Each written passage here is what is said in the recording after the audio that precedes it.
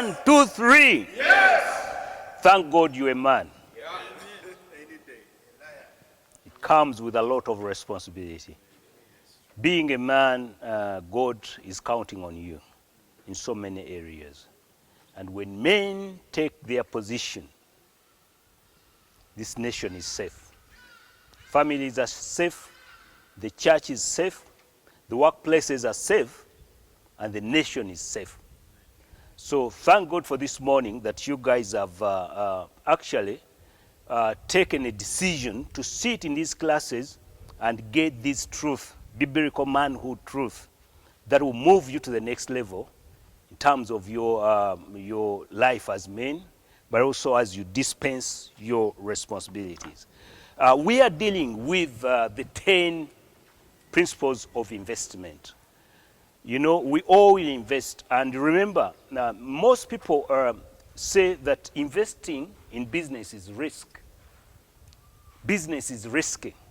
And many people have stayed in jobs they don't want because of the fear of the risk. But where is the risk coming from? The risk is not in the business. The risk is the investor. Wherever you don't know what you are doing, you're a risk. Assuming I wanted to travel to any destination of this country, I want to go to Mbarara, and I get into this taxi, and the driver does not know how to drive. Is the taxi having the problem? No. The problem is what? With what? So you must put yourself in a position as an investor that you are knowledgeable. You must know what you are going into. That reduces the risk, mitigates the risk, and helps you to be successful even before you have started. So very, very important. The risk is not in the business. The risk is in the investor, who is not knowledgeable. So knowledge is power, but application is even more powerful. After you've acquired that knowledge, apply it well, and that will reduce the risk. Are we doing well? Yeah. So we're looking at those 10 principles of investment. And you know, here, these are principles based on biblical truth, because it's very, very, very important. And here we teach also your position with God, you're standing with God in your finances. You know, many of us, especially in church, people are turning God into a magician. Like God, when I do this, God will bless my business. Then you don't do your part and expect God to bless your business. It's like God is a magic worker. God is not a magician, but he is a miracle worker. And his miracles are based on his foundational truth and principles. For instance, there are certain things to look out for. I've said this before and I'll say it again. There are patterns that will, when you see them, you know that you are headed the wrong direction. And we call that a financial vertigo, where you think you are going in the right direction and you are headed the wrong way. Like thinking you are going to Canaan when you are headed back into bondage. Okay? So some of these patterns are deception. You know, anything, any investment based on deception cannot yield results, because that will lead to distraction. You are distracted and you are dislocated, okay? And then you are distracted. You get it? Deception, distraction, dislocated, and then distracted. You cannot do business that way. And there are patterns that will help you to look out for when you are going into business. You must identify kachakatambula. What is working now? What is the trend? Where is business headed? Look at the demographics. Who are the people? Where is the market? You know, look at such things.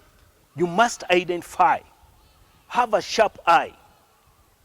You know, have a nose that smells business and smells money. You know there is something here. And after you've done that, get involved. Involvement. Never put your money where you cannot supervise. Get involved. And after you've gotten involved, you can now invest. And when you invest right, you see the increase. All right? Yep. So, we look at the 10, as I promised, principles of investment. You invest in people. Number one, you invest in people. You see, I've been running businesses, and many times, because I run quite a number of businesses, people ask me, but how do you manage to do that? Running more than 1, 2, 3 businesses. And for me, my strength is always in people. I ensure that I do recruit the right type of people that are fit to think on their feet, that are fit to move with the businesses, and mine is just an overview. And I always go with whatever the managers come up with. Of course, having looked at it and seen that it's in line with our vision and our mission. And that one helps me. I delegate, but I don't abdicate. You know, there's a difference. Abdication is, you know, you get into a business and you think people are supposed to be thinking for you and doing, you don't never even go there to check on what is happening. Or you don't keep your managers in check. That's abdication. But delegation is you supervise what's happening. You get feedbacks. There's a feedback mechanism, and there's a way of checking on what is happening. So invest in people. And for any business that is struggling or that is prospering, the challenge will always be the human resource. And the solution is always the human resource. It's always people. And of course, how do you invest in people? You train them. Train them. Training will bring the best out of every man. Like you guys are seated here. You are being trained in biblical manhood principles. So train your staff. Get them trained. And of course, the fear here is that what if I train my staff and somebody else steals them? But what if you don't train them and they stay? You're stuck with a team that cannot move you anywhere. Okay? So we invest in people. People are the greatest resource that we have for any business. And number 2, investigate before you invest. Take a cent or whatever. Very, very important. Many people are duped. You know, you come up with something fake, somebody presents something to you, and you put your hard-earned money there. You see, this money you are putting or investing, you know, there are 3 areas we invest in our lives. We invest our time, we invest our money, and we invest our talent. Okay? But you know, that one means that you need to investigate even your time when it's just, you know, you waste your time, you put your time where there is no value. Like for me, when I come to teach the men and talk to the men, you are young people. I now am investing myself well, because that's where the nation is headed. And you're going to impact your families, you're going to impact your workplace, you impact your church, you impact your nation. That's a worthwhile investment. Okay? So, investigate before you invest. Very, very important. Number 3, risk. Don't gamble. I alluded to that. I said the risk is always not in the business, but in the investor. And there's something that has come up in most of these nations that are, I will not only say Uganda, but most nations that are struggling. There's something we call speculation and betting, gambling, betting, and what have you. And these businesses thrive so much where people are a bit desperate. And gambling always plays in the favor of the guy who is running the business. He may collect, they sound like small amounts, but cumulatively it's a lot of money. A penny here, a penny there, and that's a lot of money. But also, gambling, the difference between risk and a gamble. Gambling, you're risking on chance. Let's say, who is playing tonight? Premier League, what's the match tonight? Tonight, which one? 8, but which one? Man City and Crystal Palace. Now you bet your money on Man City. So what chances do you have of influencing? 0 to 0. Okay? But when we talk about risk, is that we have the pros and cons. We have weighed out all possibilities and said, I think I better put my money here. Based on the knowledge you have and the information you have. You've made some research. You've made the investigations. And that reduces the risk in business. So there is a risk, an element of risk, but it can be reduced based on your involvement. You remember those patterns we said that help one to make sure that you have an increase in your business. So risk, but don't gamble. Number 4, and very, very important, whatever you do in business, whether it is going into partnership, it must be in writing. And here, I cannot overemphasize the importance of record keeping. Those source documents, you buy stuff and you don't keep receipts, even for your business, even for your personal life. Make sure everything you are doing as a man is in writing.